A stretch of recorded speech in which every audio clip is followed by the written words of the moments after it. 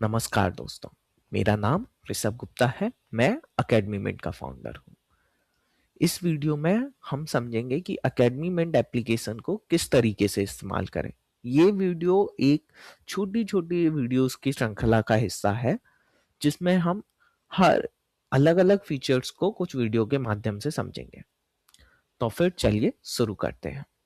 यहाँ से हम साइन इन कर सकते हैं एप्लीकेशन पे, जिससे कि आप एप्लीकेशन के होम पेज पर रिडायरेक्ट करेंगे।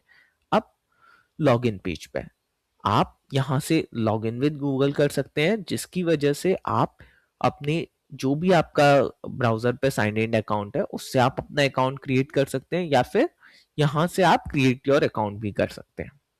ठीक है, I already have a pre created account, तो फिर मैं उससे लॉगिन करके आगे बढ़ता हूँ। आप लॉगिन करने के बाद जो सबसे पहले हमारा जरूरी फीचर है वो है कोर्स मैनेजर। अब इस कोर्स मैनेजर का क्या पर्पस है? इस कोर्स मैनेजर में हम समझेंगे कि जो भी हमारे स्टूडेंट्स हैं वो किसी ना किसी तरीके से कोर्सेज में डिवाइड रहते हैं, चाहे आप अलग अलग बैचेस में पढ़ाते हो या फिर आप कुछ बैचेस को साथ में भी पढ़ाते हो। आप उनको किसी ना किसी कोर्स में डिवाइड कर सकते हैं। तो फिर सबसे पहले शुरू करते हैं कोर्स क्रिएट करना। जैसे कि मान के चलिए आपका 11th फिजिक्स का आप बैच चलाते हैं 5 से 6 के बीच में। यहाँ पर हम टाइमिंग्स डाल लेंगे। ये टाइमिंग्स डालना ऑप्शनल है कि चीजों को ट्रैक करने के लिए। यहाँ पे आप एडिशनल इन्फो भी जैसे कि डाल सकते हैं सीबीएसई बोर्ड से रिलेटेड। अब हम आते हैं सबसे जरूरी हिस्से पर, जो कि है हमारा किस तरीके से हम पेमेंट रिसीव करते हैं। मोस्ट कोचिंग्स में दो तरीके से पेमेंट रिसीव किया जाता है, रिकरिंग और इंस्टॉलमेंट। अब यहाँ पे रिकरिंग और इंस्टॉलमेंट का मतलब क्या है? रिकरिंग का यहाँ पे मतलब है कि हम हमारे कोर्स का जो पेमेंट है वो हर महीने के हिसाब से लेते हैं, या फिर अगर हम मल्टीपल मंथ्स का भी एक साथ ले रहे हैं तब भी वो पेमेंट हमेशा एक निश्चित ड्यूरेशन के लिए होता है, जिस टाइम के लिए वो पे कर रहा है। 1 महीने के लिए, 3 महीने के लिए, इस तरीके से जैसे आपकी जिम की मेंबरशिप होती है। इंस्टॉलमेंट के प्लान पर हम अभी आएंगे अगले कोर्स के टाइम पे। ठीक है, तो फिर अगर आपका पेमेंट जो है वो रिकरिंग टाइप का है कि जब तक स्टूडेंट एनरोल्ड है उस कोर्स में उसको उस समय के हिसाब से पेमेंट करना है, तो फिर मान के चलिए आप अगर 1 महीने की हर महीने की फीस 2,000 रुपए चार्ज करते हैं तो फिर आप यहाँ पे ऐड कर सकते हैं। अब ये भी हो सकता है कि अगर कोई स्टूडेंट आए और वो 3 महीने का पेमेंट आपको करना चाहे तो आप हो सकता है कुछ डिस्काउंट देना चाहें। तो फिर हम मान के चलिए 3 महीने की फीस पे हम 500 रुपए डिस्काउंट दे देते हैं।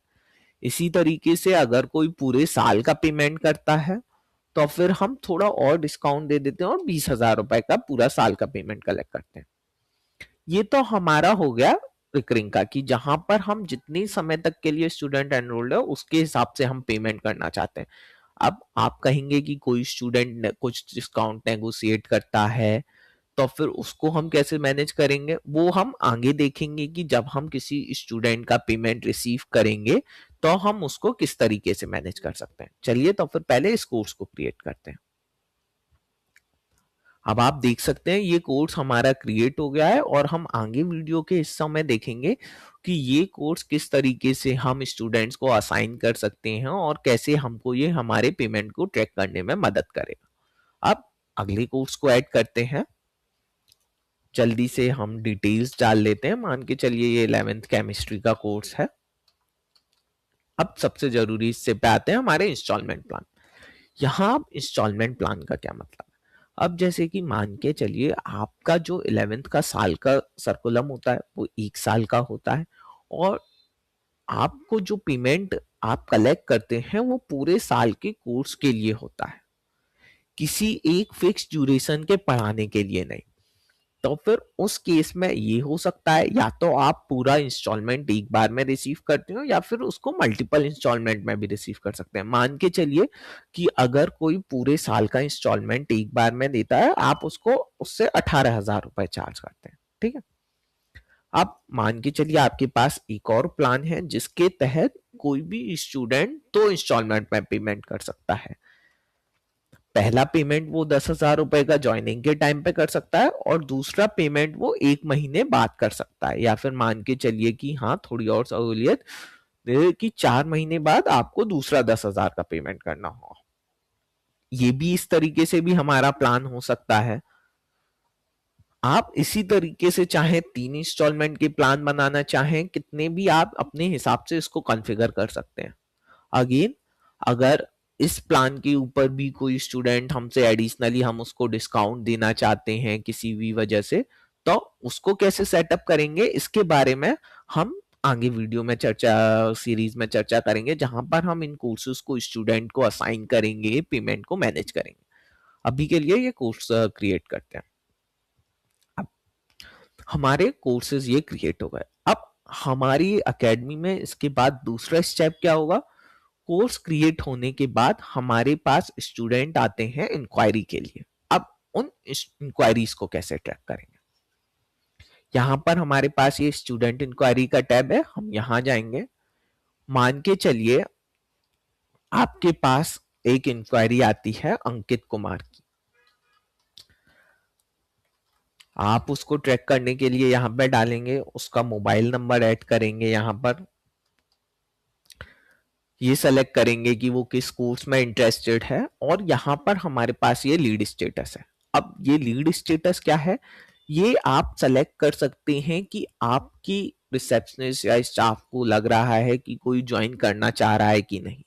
इनिशियल केस में मोस्ट लोग एक्टिव सेलेक्ट करते हैं। जब कोई आपके साथ डेमो क्लास ले लिया है तो फिर एंगेज कर सकते हैं, और अगर कोई रिस्पॉन्ड नहीं कर रहा है, ज्वाइन नहीं करने के इच्छुक है, तब लोग उसको डॉर्मेंट मार्क कर देते हैं।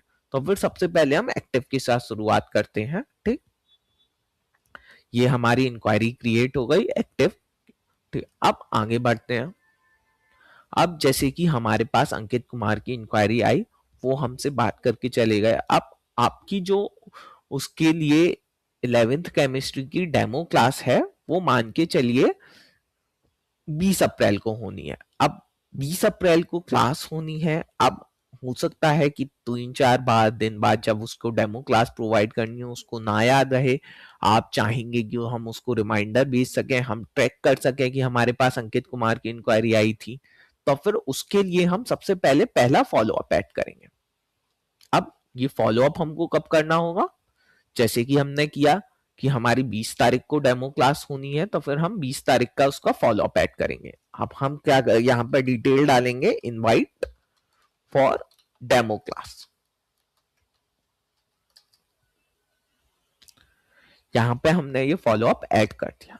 अब हो सकता है हमारे पास 20 तारीख के भी कुछ फॉलो अप्स हो, 21 तारीख के भी कुछ फॉलो अप्स हो। अब ये कैसे मैनेज किया जाए कि कब किसको इनवाइट करना है, नहीं करना है? तो उस चीज को मैनेज करने के लिए हमारे एप्लीकेशन में आपके पास डेली सुबह नोटिफिकेशंस आएंगे कि किस दिन आपने जो भी फॉलो अप शेड्यूल किए हैं वो आप यहाँ पर मैनेज कर पाएंगे। तो फिर आपके पास जो भी फॉलो अप्स के नोटिफिकेशंस होंगे वहां पर आपको ये लिस्ट वाइज दिखाई देगा कि हाँ आज मुझे अंकित कुमार के साथ फॉलो अप करना है। ठीक है, मुझे पता चल गया कि मेरे को आज अंकित कुमार के साथ फॉलो अप करना है। अब मैं स्टूडेंट इंक्वायरी में गया। अब मेरे पास मैं देख सकता हूं कि मेरे पास ये अंकित कुमार का डेटा है। अब फॉलो अप करने के अलग अलग तरीके हैं, ये आपके ऊपर है। आप चाहें तो डायरेक्टली मैन्युअली मैसेज यहां से मैसेज कर सकते हैं। आप व्हाट्सएप के थ्रू डायरेक्टली आप मैसेज भेज पाएंगे उसको। दूसरा, आप यहाँ से के थ्रू कॉल भी कर सकते हैं। लेकिन मान के चलिए मेरे पास तो आज के लिए 20 फॉलो अप्स हैं। अब मैं उन फॉलो अप को कैसे मैनेज करूंगा? तो उसके लिए हमारे एप्लीकेशन में एक और फीचर है, आप एप्लीकेशन के ही थ्रू डायरेक्टली मैसेज कर सकते हैं। तो फिर यहाँ पे जैसे कि मैं सभी अपने स्टूडेंट्स को सेलेक्ट करूंगा और उनको यहीं से डायरेक्ट व्हाट्सएप मैसेज करूंगा। अब आप मैसेज भेजना चाहते हैं, हाय टुडे इज डेमो क्लास, या फिर आप मैसेज को साथ में पर्सनलाइज भी करना चाहते हैं, यहां पे आपका स्टूडेंट का नाम, today is your demo class for chemistry.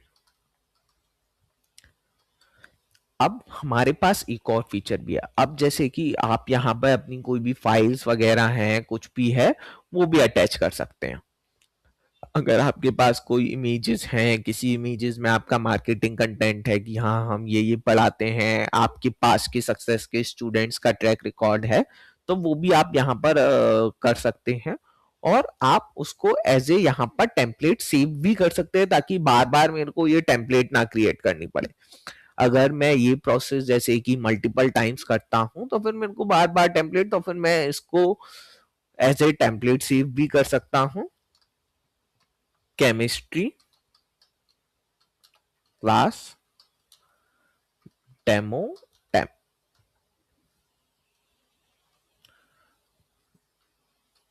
तो फिर यहां पर ये हमारी टेम्पलेट सेव हो जाएगी यहां से। तो फिर आप कभी भी यहां पर आएंगे, आप यहां पर ये टेम्पलेट सर्च कर पाएंगे और सीधे यहां से ये कर देंगे।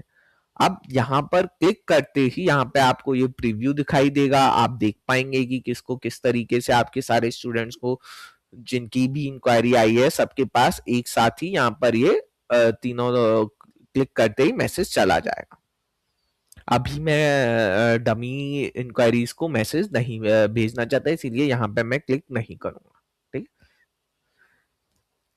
तो फिर यहाँ पे अभी कैंसिल करते हैं। उसके अलावा आपको ये ट्रैक करना है कि मेरी कितनी इंक्वायरीज आई, कितनी इंक्वायरी कब आई, तो फिर वो सारी चीजें भी आप यहाँ पे एप्लीकेशन पे ट्रैक कर सकते हैं कि मेरी 17 तारीख की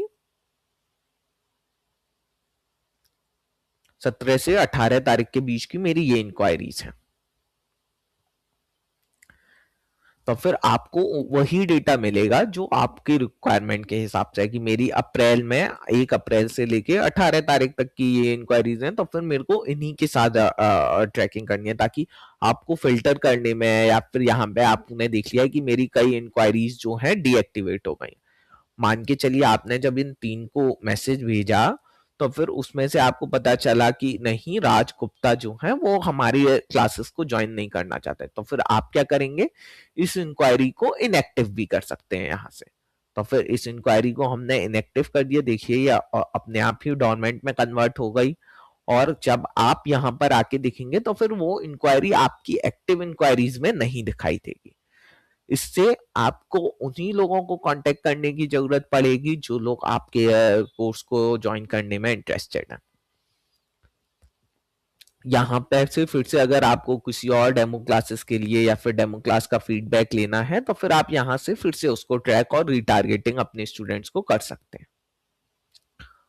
इस वीडियो में इतना ही। आगे हम समझेंगे कि कैसे हम अपने स्टूडेंट्स को मैनेज करें, कैसे उनके पेमेंट्स को मैनेज करें, अगले वीडियो के पार्ट में। Thank you.